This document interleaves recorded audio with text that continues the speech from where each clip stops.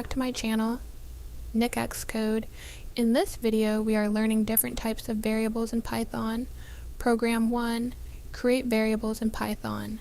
First, we created a variable called name and stored the text NikXCode inside it.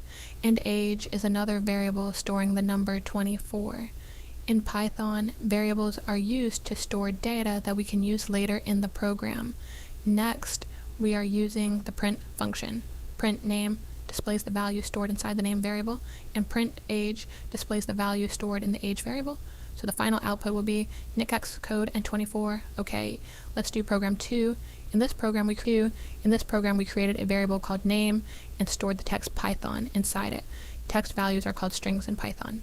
Next, we created another variable called version and assigned the value 3.13.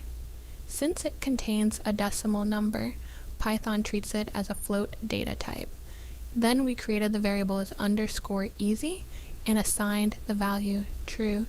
True and false values are called Boolean data types. Now we are using the print function to display all the variable values on the screen.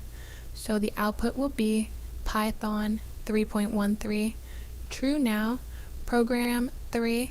In this program, we are learning how to change variable values in Python. First, we created a variable called language and stored the value Python.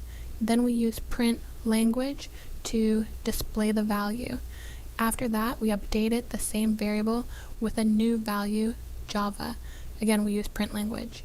This time, Python displays the updated value. So the output will be Python, Java.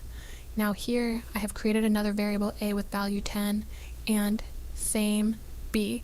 Both variable values are same, so I am printing them both. A and b values are 10. Now I am changing value of b variable from 10 to 20. If we observe the output, a value is still 10, but b value is 20.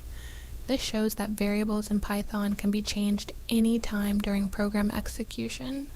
The old value gets replaced with the new value. User input in Python. Here we are using the input function.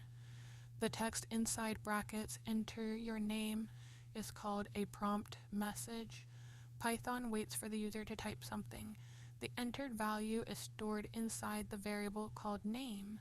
Next, we use the print function to display the output. Print hello name prints a greeting message along with the user input.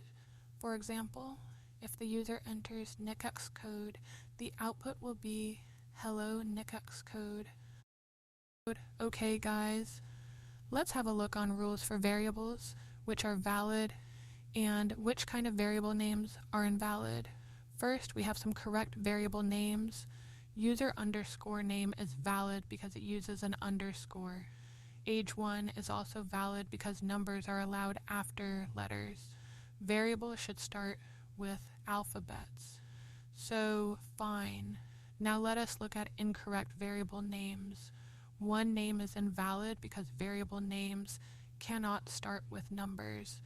Username is also invalid because hyphen symbols are not allowed in variable names.